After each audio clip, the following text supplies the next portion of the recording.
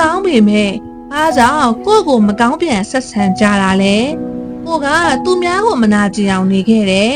သူများခက်ခဲတွေ့ရင်တတ်နိုင်သလောက်ကူညီခဲ့တယ်ကိုကြောင့်သူများစိတ်မကောင်းဖြစ်မှာဆိုလို့ကိုစိတ်ကိုယ်တောင်ဖိနှိပ်ခဲ့တယ်ဒါပေမဲ့ဘာကြောင့်ကိုနာကျင်ရတဲ့အခါကိုပြန်နာကျင်စေတဲ့သူတွေကြီးပဲဖြစ်နေရတာလေ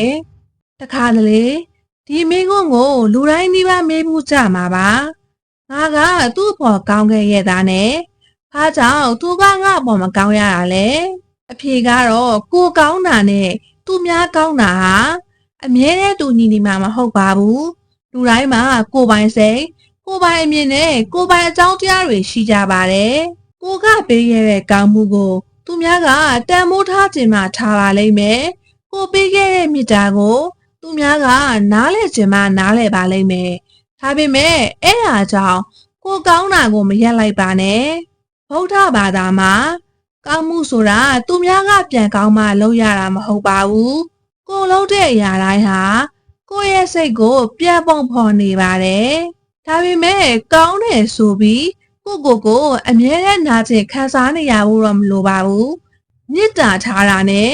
ကိုမကာကွယ်တာဟာမတူညီပါဘူးခွင့်လွတ်တာနဲ့အတူတူအနာကျင်ခံနေရတာတွေကလည်းမတူပါဘူးတခါတလေလူတစ်ယောက်ကိုမုန်းစရာမလိုပဲကိုဘဝတဲကနေအကွာအဝေးတစ်ခုထားလိုက်ရပါတယ်ဒါဟာမေတ္တာမရှိလို့မဟုတ်ပါဘူးကိုစိတ်ကိုလည်းတန်မိုးထားတတ်လာလို့ပါ